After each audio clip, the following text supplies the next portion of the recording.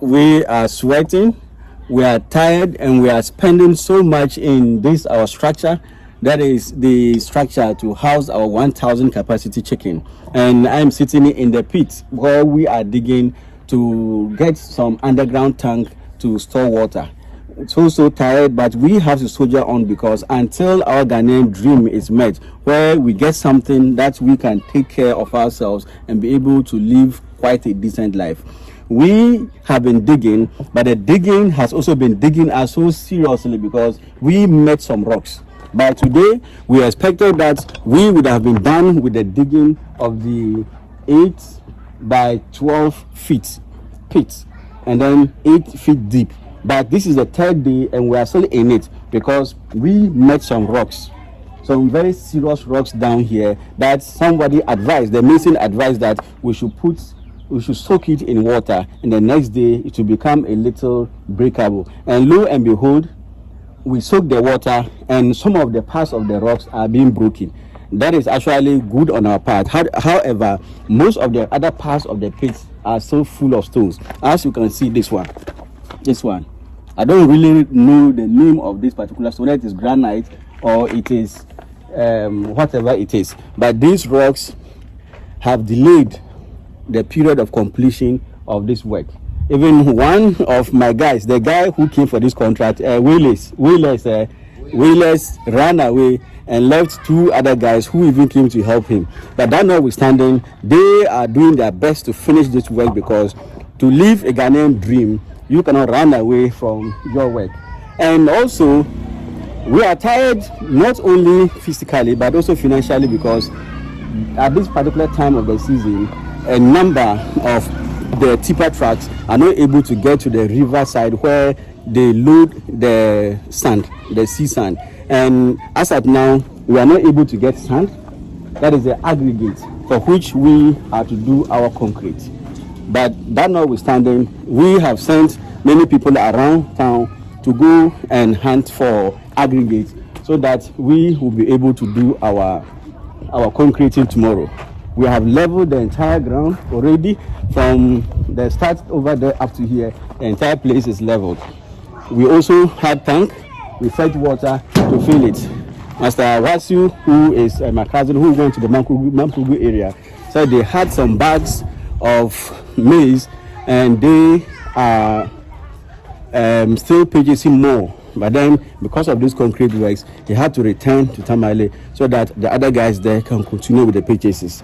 There are 2 stories I heard about poultry farming. That really got me sad. Even though I'm smiling, but it really got me quite sad. One of the stories are that there was a man in Diari in the northern region here who was very also enthusiastic like me in starting his poultry farm. And unfortunately for him, he was based in Accra.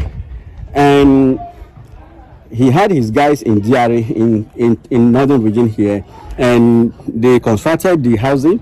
He bought the day-old chicks from Accra, brought them down to Diari. He started feeding them, and he heard that by the 6th month they will start to lay. Everything will be fine. Then he didn't know that these chicks, these birds could eat so much. So this guy started supplying them with money to buy feed. He gave them money 1st month, 2nd month, 3rd month, 4th month. And the chickens were not laying.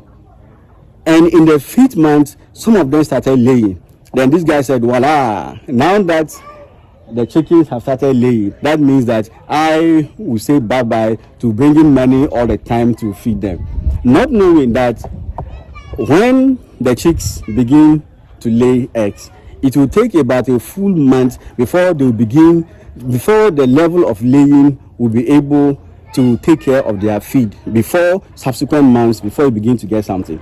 So after the 5th month, this guy became so demoralized that the number of eggs that these birds were laying couldn't pay for their own feed, talk less of he getting profit. So this guy unfortunately abandoned the birds. And this innocent chap who he employed to take care of the birds was helpless. He didn't know what to do. So at the end of the day, when day breaks, this guy sometimes will just fetch water for these birds to drink without any food. Eventually, he had to open this poultry for them to just go out and scavenge for food, thousands of them. It was so sad. When I heard that story, it means that the guy was not aware of the full, if he didn't have the full information of what he was really going into. Because at least for now, we know that in the 6th month, most of them will begin to lay. However, not all. And even so, the eggs may be small, as my consultant is saying. But that notwithstanding, that is even the time that the eating of the birds will peak. So we taking 1,000 birds is really going to be challenging, because we have been warned that 100,000 Ghana cedis cannot take care of 1,000 birds. However, we are hopeful that you are around.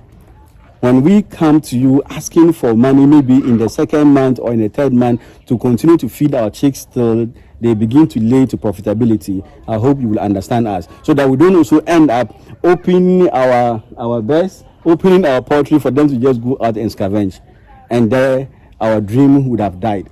The second story I also heard is that there was this guy also, very enthusiastic, perhaps even more enthusiastic than me, to start this poultry. He heard that you can make a lot of money from poultry, so he decided that he will go into it.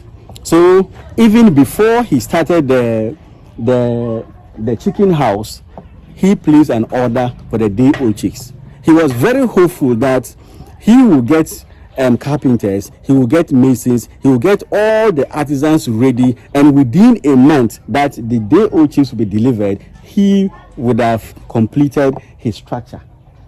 So he paid for day-old chicks even before he put mortar and blocks on the foundation to start his chicken house.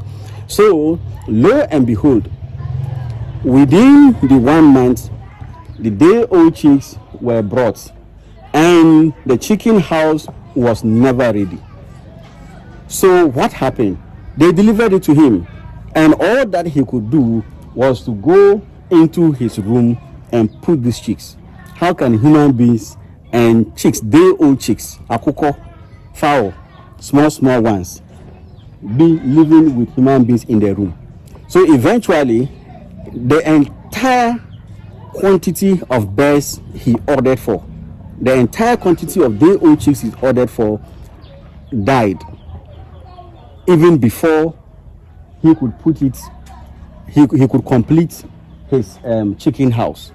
So for that one, I was warned about it by my consultant. For that matter, I didn't take chances at all. I was also enthusiastic that I knew my guys who I've been working with can erect the structure within a month.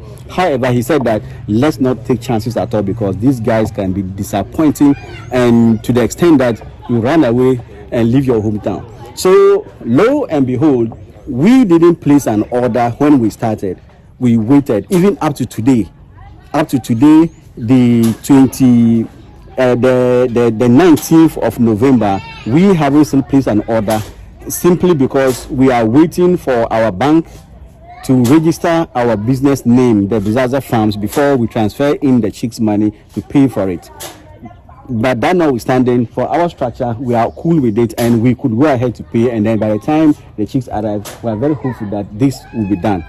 So with that one, we wouldn't have any problem with our chicken house not being ready. However, the first story I gave you about that particular guy who lost hope along the way because money was not coming in, I don't know if that could be our fate, but I hope that doesn't become our fate.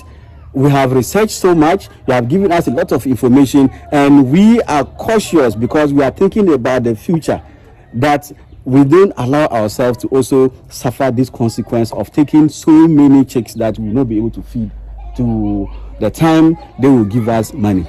So please, I'll knock on your doors when the stress gets too much on the finances, so that you push myself and the chicks up to the time that they can begin to lay eggs. to profitability levels. So thank you so much. I will continue giving you the updates on the Buzaza Farms, on the My Ghanaian Dream Challenge, or on YouTube and on all the channels. So see you guys tomorrow. Bye bye.